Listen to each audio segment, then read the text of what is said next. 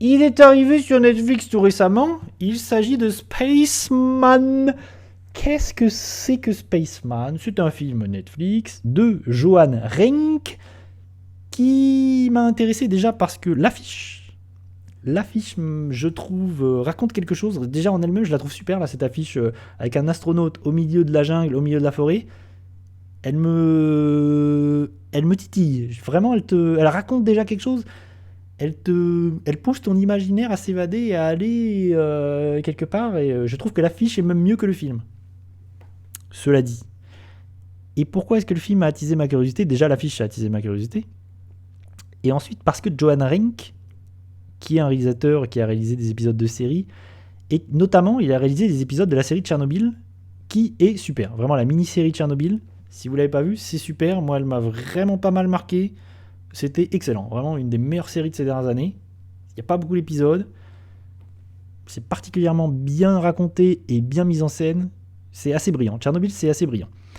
Et c'est aussi un réalisateur de clips, qui a réalisé beaucoup de clips pour beaucoup d'artistes. Notamment, il a réalisé les derniers clips de David Bowie, avant sa mort.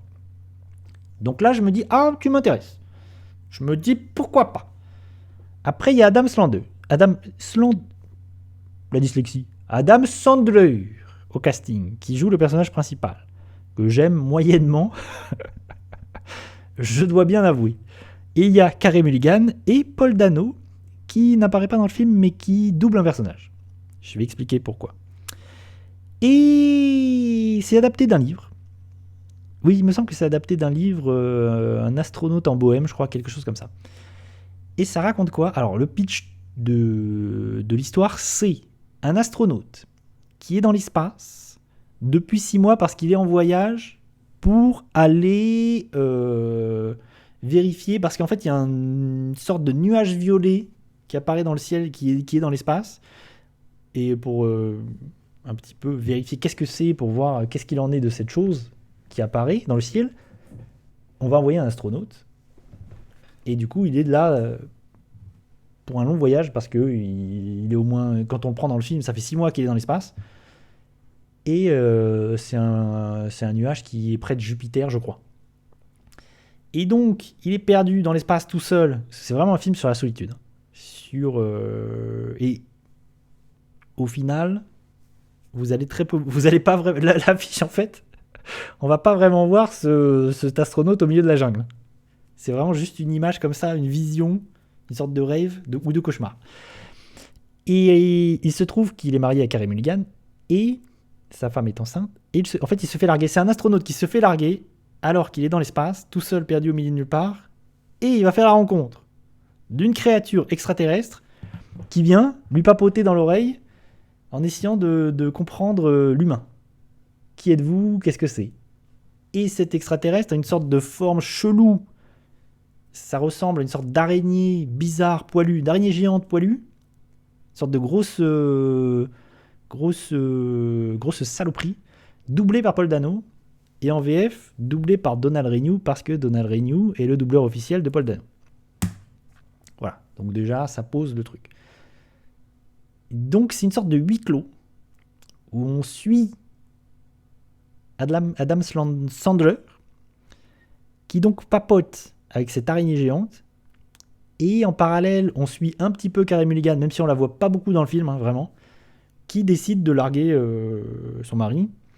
Et il y a des flashbacks aussi, qui sont visuellement un peu chiants, parce que c'est tout le temps en fisheye. Tu sens qu'ils tentent des trucs visuellement. Bon, ces flashbacks, il y en a un peu beaucoup, et ils sont un peu chiants. Pour essayer de raconter comment ils sont arrivés à se mettre en couple, et comment cette relation est née. Donc c'est un film sur la solitude, sur quelqu'un qui est paumé au milieu de nulle part, sur le couple, sur l'amour, sur la fin d'un couple, sur est-ce que ce couple va résister à toutes ces épreuves, sur une rencontre extraterrestre.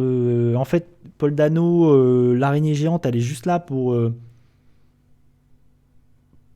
que le personnage d'astronaute réfléchisse à sa vie. Et c'est un peu sa conscience. Et en fait, il y a un truc un peu étrange dans le film, c'est que ça aurait pas été dans l'espace, c'était pareil, quoi. Vraiment, c'est juste... Ça aurait été un autre contexte. C'est vraiment juste histoire que. Voilà. C'est un film de science-fiction, mais c'était la même chose si on avait fait ça ailleurs. Parce qu'au final, c'est un truc un peu bateau basique de un couple qui est en train de se séparer, qui est en train d'exploser, et à la fin, est-ce qu'ils vont réussir à survivre enfin, est-ce que le couple va réussir à survivre à la distance? C'est un peu un film sur la relation de couple les relations de couple à distance. Sauf que là, la distance, elle est folle parce que le mec, il est dans l'espace. Mais en définitive, il serait pas dans l'espace, ce serait exactement la même chose.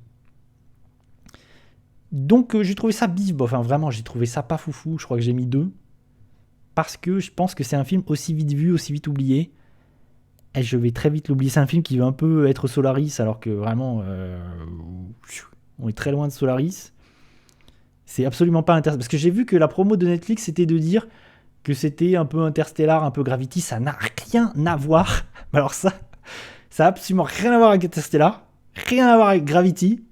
Vraiment, si vous faites avoir en pensant que vous allez voir Interstellar, attention, c'est pas du tout Interstellar. Vraiment, c'est un mec paumé dans l'espace qui papote avec une araignée pendant 2h30. Hein. Enfin non, pendant 1h. 1h45. Et au final, on se fait chier. Ça, c'est un truc aussi qu'il faut dire, c'est qu'il y a quand même pas mal d'ennuis. Moi, au début, je suis curieux.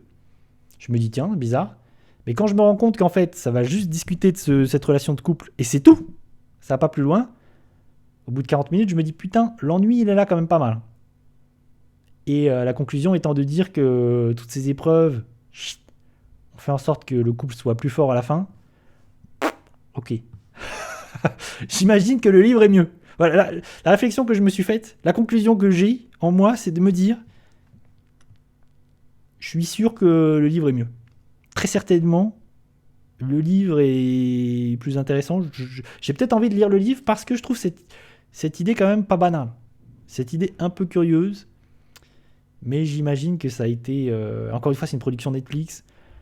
Donc, comme beaucoup de productions Netflix, on est sur quelque chose de pas folichon. Pas dingue. Cela dit, il y a un truc remarquable, c'est la musique, je trouve, qui est pas mal. La musique de... Comment s'appelle-t-il? Max Richter. Du coup, la musique, je pense, c'est le point le plus positif. Voilà, c'est ce que j'ai le plus aimé, je pense, dans le film. La musique. Et la créature numérique, l'extraterrestre, arachnoïde. Parce qu'en fait, ça ressemble à une araignée, mais c'est pas exactement une araignée. Il y a une sorte de visage. Il y a des pattes qui se meuvent bizarrement. Et il a une petite bouche aussi. Donc, et en plus, c'est une araignée un peu mignonne. Genre, en définitive, la créature est un peu mignonne. Et je trouve qu'il est pas mal réalisé. Ça m'a jamais choqué dans le film. Je trouve que c'est pas mal réussi. La créature est pas mal réussie. Donc ça, il y a quand même des belles choses visuellement aussi. Il y a des plans. Tu sens que, comme c'est un mec qui fait du clip, tu sens que c'est quelqu'un qui a envie de faire un peu de l'image. De la belle image et des beaux plans. Il y a 2-3 fois des trucs un peu cool au niveau visuel. Spaceman, bof. Ma conclusion étant bof, comme beaucoup de films Netflix, et je pense que je l'aurai oublié d'ici l'année prochaine. Vraiment, je vous en reparle dans 6 mois, j'ai oublié. Je m'en souviens plus.